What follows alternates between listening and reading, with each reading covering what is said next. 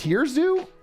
Hey, Tierzoo, thank you for the prime. Love the content. Any tips for a first-time home buyer? I feel like YouTube has been extremely good to me, and yet affording a house this decade still seems impossible. Do you realize how fucked the economy has to be if Tierzoo can't afford a house? Isn't that fucking crazy? This guy's got millions of views. What country is Tierzoo from? I just want to know.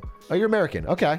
I do think housing prices are out of control, but I think you should be able to get something if you got, based on what I know of YouTube revenue. I mean, this is amazing. You're crushing. You know what I'm saying? Yeah, you should be able to get a fucking house. But maybe you're looking for certain, I don't know, you got a family thing, you want to get certain size or whatever. But I would say this, man. I don't want to reveal this too early. I've been working on a video.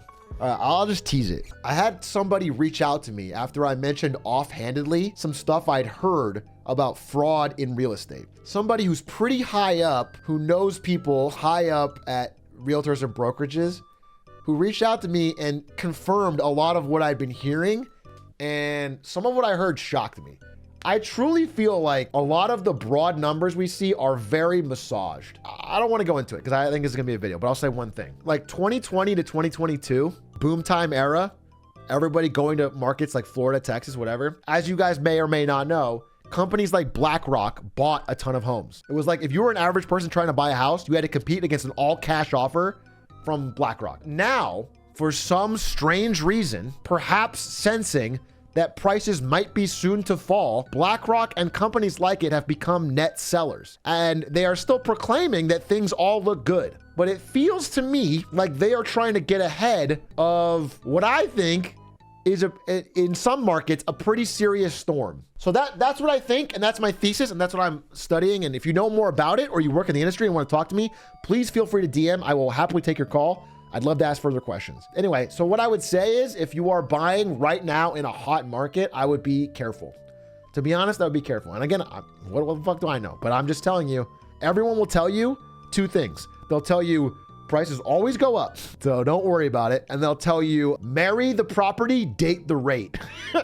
Which is basically saying, yeah, your payments are gonna be super high right now because interest rates are high. But don't worry, they'll be down before you know it. And they say that to make sure you buy. You take on the debt, you buy it. And then they don't really follow up with you, they don't care. And if that doesn't happen and rates are higher for longer, then you're stuck with a huge payment that you might not be able to keep. Listen, nobody knows. If anyone tells you they fucking know exactly what's gonna happen, they're a fucking liar. All I'm saying is there's more to it than I think what a real estate agent might tell you, whose only incentive is to get you into that fucking house. And also, like, bro, this scale of the Airbnb bust is underreported. People are not talking about how much Airbnb traffic has declined, and people that have bought all of these Airbnb homes on debt and cannot fill them to pay the mortgage is a lot higher than is being said. Let's say Tierzoo goes out and buys a house for $1.2 million, okay? And his neighbors, 3 or 4 of them, bought that house for Airbnb purposes. And then all of a sudden they can't fill it. So they have to start dumping the house. The prices will collapse all around. You know what I'm saying? So suddenly his $1.2 million house is worth $800K, whatever. You know what I'm saying?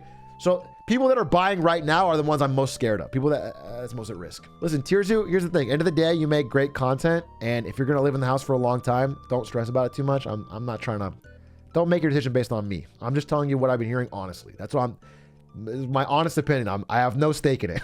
Some real estate crash wouldn't be a bad thing. It definitely would not long term. Listen, dude, a bubble deflating is very painful in the short term. But first of all, it's more painful to the rich who own most of the assets. And it is necessary long term for anybody to take part in the economy. If you are a Zoomer with no assets, you are never able to afford property or stock to like grow with the economy. You're not participating in the growth.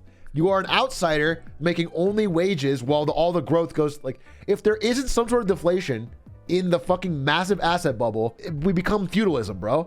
It's everybody who has a rich boomer parent that dies. Otherwise, you can't get money. That's the world we are in if we do not deflate asset prices in some way. It's not painful to the rich. The rich will absorb it. The only way the rich absorb it is if, as what happened in 2008, the government steps in, prints $1 trillion and uses it to basically pump up asset prices, which they did. And they may do again. That's the playbook. But the cost would be so much more extreme this time around. So as a person with rich parents, what's the most beneficial way to kill them for their assets? I don't know if I should answer that on stream. I prefer the clown fart. The clown fart and a chandelier. If you put your parents under a chandelier and then shoot the chandelier and it falls on their head, the police will say it's an accident.